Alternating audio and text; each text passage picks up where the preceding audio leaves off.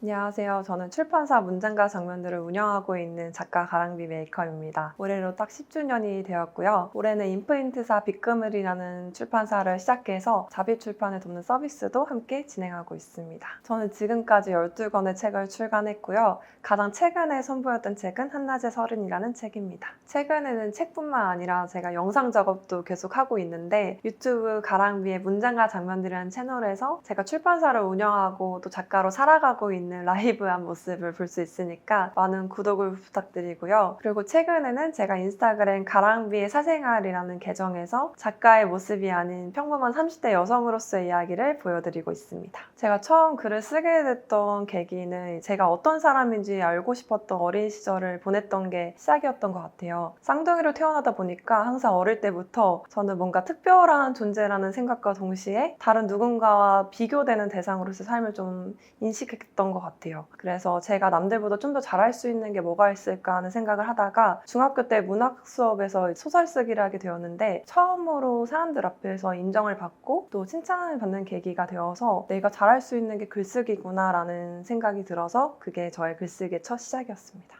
저는 주로 시와 에세이를 쓰는데 제가 가장 좋아하는 문학은 시인 것 같아요. 그래서 제가 주로 쓰는 글들이 긴 산문보다는 짧은 산문 혹은 음문 위주로 이루어져 있는데 그러다 보니까 어떤 글을 쓸 때 저의 감정에 대해서 있는 그대로 표현하기보다는 어딘가에 좀 비유하듯이 이야기를 하기도 하고 저의 긴 이야기를 짧은 문장 속에 숨기면서 독자들께서 보물찾기 하듯이 좀 알아주시기를 바라는 글을 많이 쓰고 있습니다. 제가 이제 올해로 딱 10년이 되었는데 사실 10년이라는 긴 시간 동안 작가로 살아가는 일은 다른 삶을 살아볼 기회를 포기하는 일이라는 생각을 많이 했던 것 같아요. 글쓰기라는 직업이 그냥 봤을 때는 굉장히 정적이고 우아하게 보일 수도 있지만 글을 써본 적이 있거나 책을 만든 사람들은 정말 그 시간들이 다 고군분투하는 시간이라는 걸 알고 있거든요. 저도 처음에는 10년이라는 시간을 하게 될 거라는 결심 없이 마냥 좋아서 시작을 했지만 이후로는 어떤 사명감이 있어서 끝까지 밀고 나갈 수 있었던 것 같아요. 저의 글을 통해서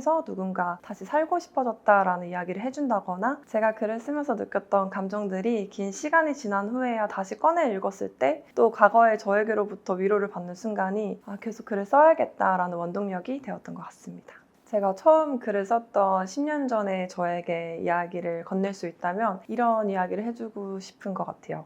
지금은 아무도 너를 모르지만 분명 하루하루 쌓여가다 보면은 어제보다 오늘 더 많은 사람들이 너를 읽어줄 것이고 그럼 내일은 더 새로운 문장을 좀 써볼 만한 힘을 얻을 수 있지 않을까 그런 이야기를 해주고 싶습니다. 그 시절에는 내 이야기가 과연 어디까지 갈 수 있을까에 대해서 굉장히 조급했던 것 같아요. 근데 10년이라는 시간이라는 게 10년까지 써야 하고 온 게 아니라 그냥 하루만 더 써볼까? 올해만 좀 더 힘을 내볼까? 이렇게 하나하나 걸어가다 보니까 도착하게 된 것 같습니다. 제가 10년이라는 시간 동안 작가를 하면서 가장 기억에 남는 독자분이 있는데요. 바로 얼마 전에 대구에서 만났던 모녀분이 있었어요. 그래서 제가 8년 전에 삼척해변에서 이제 북토크를 했었던 적이 있는데 그때 비가 너무 많이 내려서 북토크를 보던 분들이 다 집에 돌아가시고 한 10명도 안 되는 분들이 남아있던 걸로 기억을 하거든요. 그때 가족이 있었는데 초등학생 친구랑 이렇게 부모님이 있었던 기억이 나는데 그 친구가 이번에 고등학생이 돼서 어머니랑 함께 저를 찾아왔더라고요. 그러면서 작가를 꿈꾸게 되었고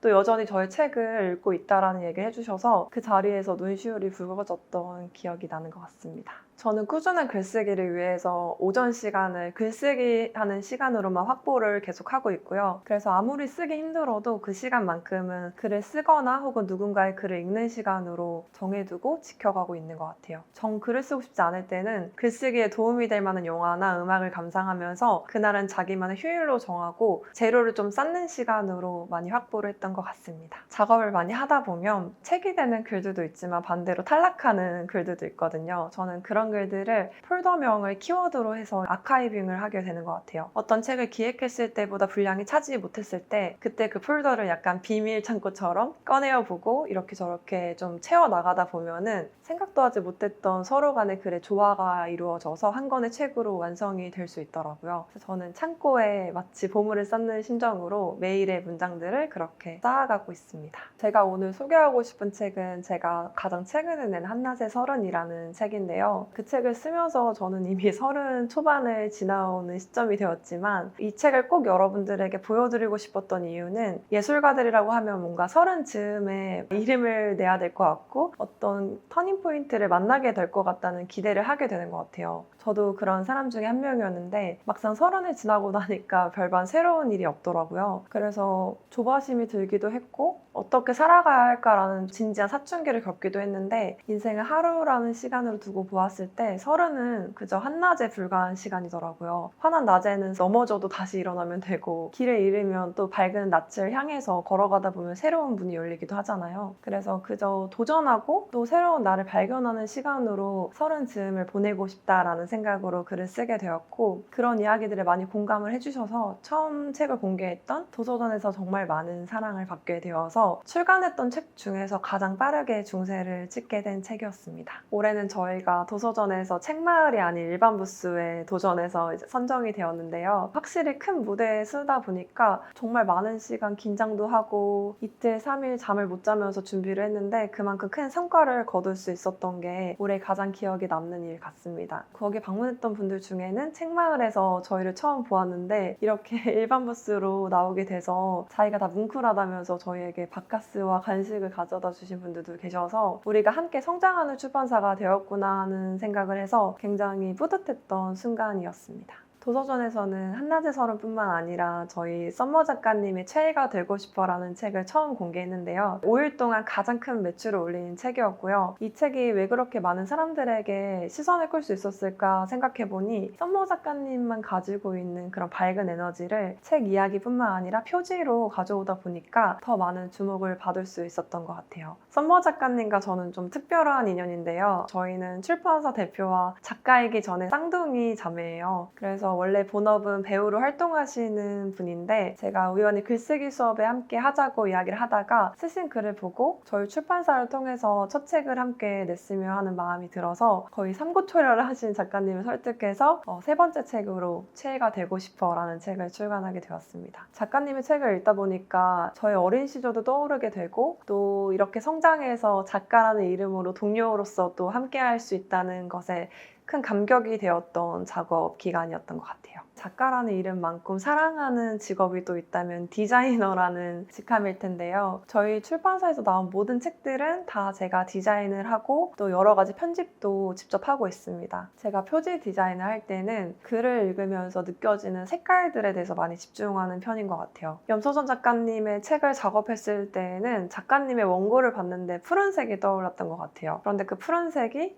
초저녁의 푸른일 수도 있고 또 신새벽의 푸른색일 수도 있는 것처럼 그 중의적인 의미에 좀 많이 집중을 해서 그 어떤 푸른색인지에 대해서 좀 열심히 탐구를 했고 그걸 가지고 내지에 사용도 하고 표지에 활용을 하면서 글을 읽는 독자님들이 단순히 활자 안에서만 상상하는 것이 아니라 책에 문이 되는 표지를 열고 딱 도착하는 그 세 개의 이미지를 좀 형상화하고 싶었던 작업이었습니다. 제가 최근에 쓰고 있는 작품은 사랑에 대한 이야기인데요. 제가 작년에 결혼을 하면서 평생 모를 것 같았던 사랑의 의미를 조금씩 알아가고 있습니다. 그러다 보니까 항상 뭔가 어렵게만 느꼈던 주제인 사랑에 대해서 탐구하고 그것들을 솔직하게 글로 녹여내는 작업을 한창 하고 있는데 이전과 다른 느낌으로 조금 더 신중하게 그리고 조금 더 담백하게 표현하기 위해서 저 스스로도 많이 공부하는 시간을 보내고 있고요. 그리고 장편 소설을 쓰고 싶어서 계속 인물들 간의 관계도도 그려보고 여러 공간에 대해서 공부하는 시간을 보내고 있습니다. 제가 마지막으로 쓰기를 고민하는 분들에게 해드리고 싶은 이야기는 조급하지 않았으면 한다는 이야기입니다. 제가 최근에 운전을 하기 시작을 했는데 맨 처음에 가장 어려웠던 게 운전을 하다 보면 뒤에 따라오는 차를 자꾸 신경을 쓰게 되더라고요. 그래서 괜히 엉뚱한 길로 빠지기도 하고 시간을 낭비하기도 했는데 글쓰기도 그런 시기가 저에게도 있었더라고요.